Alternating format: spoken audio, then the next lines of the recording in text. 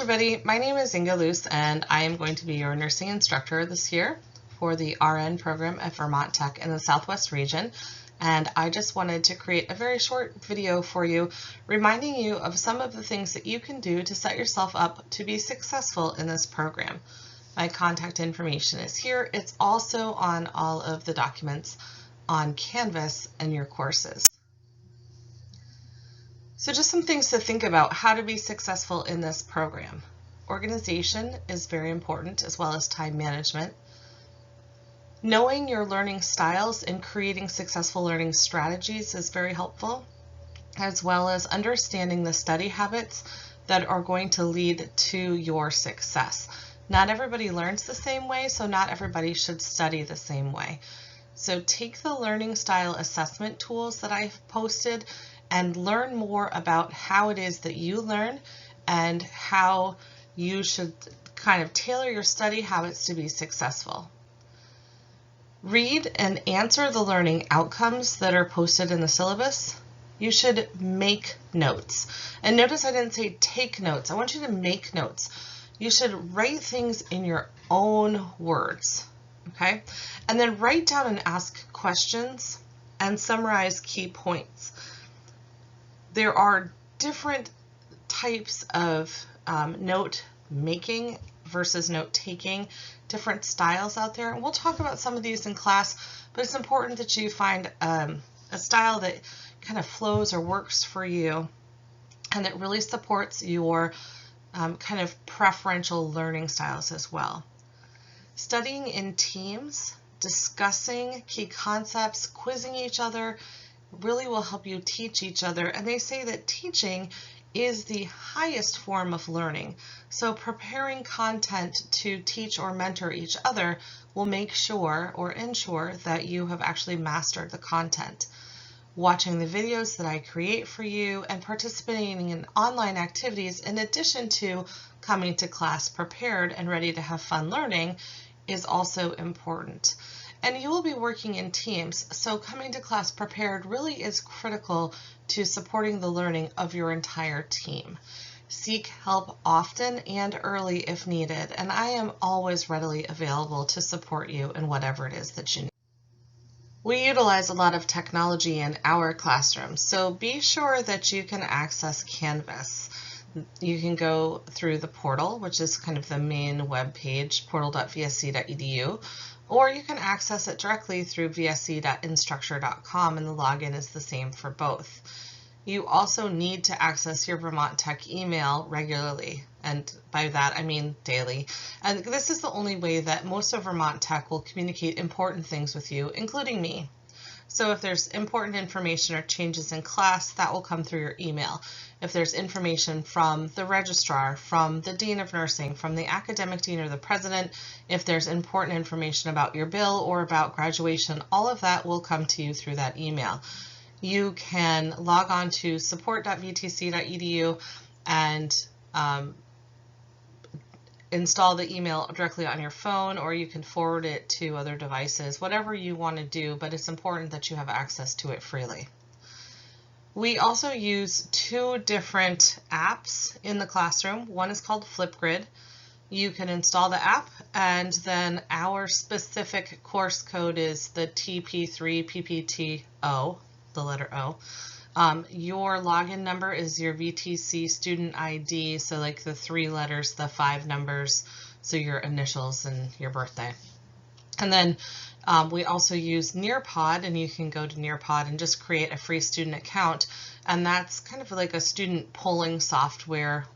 If I do a lecture in the classroom and I'm using Nearpod, you would log on with your tablet, your laptop, or even your phone, and you could answer the questions and participate in the activities as we go through the lecture with Nearpod. I also want to point out that the Vermont Tech email is the only appropriate way to communicate with your instructors, the site director, or the dean while you're a student. So even if you are friends with me on Facebook or you have my cell phone number, during class, like during the school year, the appropriate avenue of communication for anything routine is going to be through the Vermont Tech email, and anything emergent, you're welcome to text me because it's an emergency and time sensitive.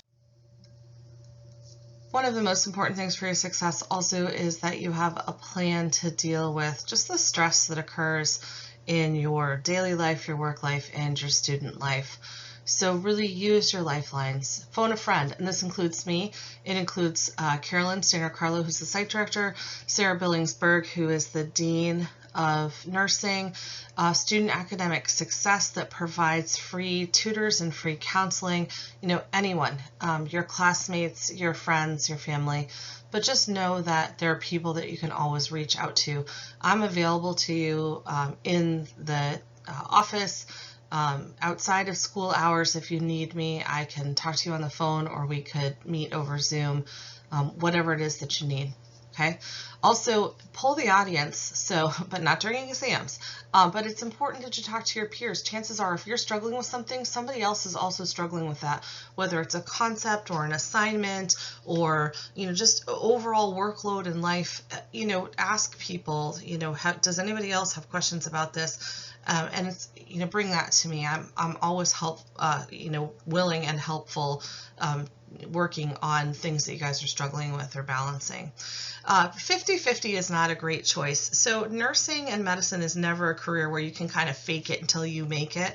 So don't guess, ask. This comes true not only in clinical, but also in the classroom. Don't just guess and try to finish an assignment where you're not sure what you're supposed to be doing. Ask me and I will help explain the grading rubric or the assignment or whatever. Remember that passing is a 77, and so it's really important that you get the best grades possible rather than just trying to force your way through something. Practicing good communication skills is critical, so I want you to be a good advocate for yourself, and I want you to encourage your classmates to advocate for themselves as well. I don't want you to take on the weight of the world and feel like you have to stand up for your classmates.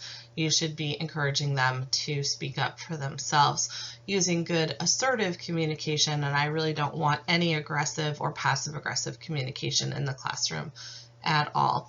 And then remember the chain of command. So if there's a peer-to-peer issue, you would first try to resolve it with them. If it's something with me, then you would come to me. And then from there, we would go to the site director as a neutral person. The site director is not my boss, right? They don't oversee me, but they are a neutral person that's there at that location. And then we would go from there to the Dean of Nursing, who is my boss, and then the Dean of Academics, and then the President. So there is a chain of command that we follow.